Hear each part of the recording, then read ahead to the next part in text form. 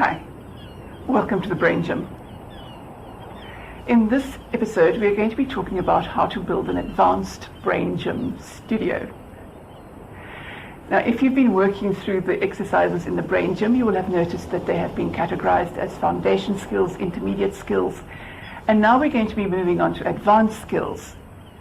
The difference between advanced and foundation skills and intermediate skills is that advanced skills start working with your inner environment.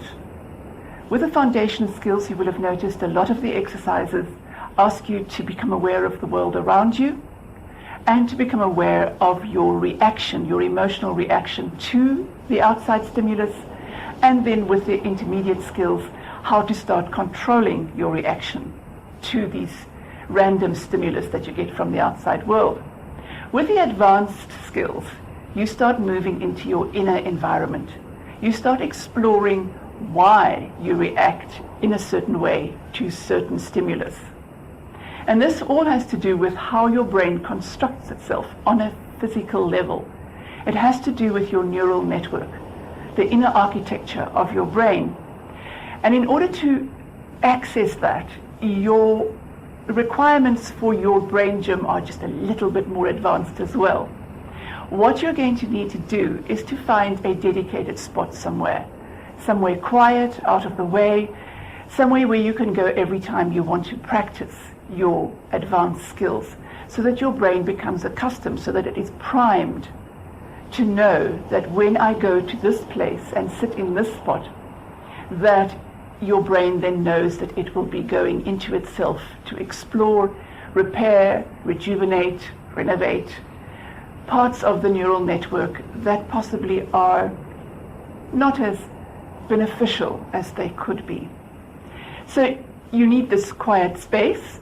It's preferable, if at all possible, that it's not on your bed.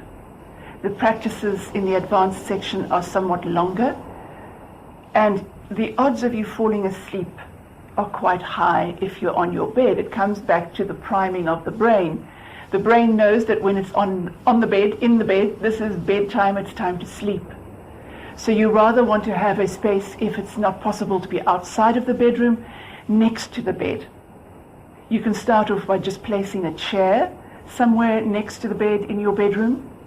But as I said in the posture section, that you do want to start practicing sitting in a compact position with cross-legged or legs folded underneath you. And as you progress into the advanced skills, you will see why this is necessary. But for today, we're going to just quickly work on the equipment you need to create this Brain Gym. Really what you need is something that you already have, I'm quite sure, is a blanket. There are foam blocks and foam triangles and little stools and all sorts of things you can go out and purchase. In my experience of having gone through many mental marathons of 10 days or more, in which one sits for hours and hours and hours on end, the best equipment is a blanket. Fold it in quarters, then you fold it inwards on itself, and then you simply start at one end and you roll it into a very firm little roll. And there you have it, the ideal piece of mind gym equipment. It's firm, yet soft, and it won't compress. And you can add as many blankets as you need as you start building on your flexibility and your ability to sit in a cross-legged position. So in the beginning, you might want to take a bigger blanket or 2 or 3 blankets, and then you just fold them together and roll them into a firm little roll like this. And they can be used either if you're wanting to sit in a cross-legged position, or if you want to sit with your legs folded underneath you. It works equally well in both directions. If you're going to be sitting on a floor, you might want some padding for your feet so that you don't get sore feet. And for this, if you happen to have a yoga mat, it adds a very easy mat, and you can also add some width or height to your little roll. The yoga mat by itself is usually not big enough to create the height you need, so with your yoga mat you can really start off by having a fairly large bolster as you have here, and then you take the remaining part of the yoga mat and you just fold it back on itself so you have a bit of padding.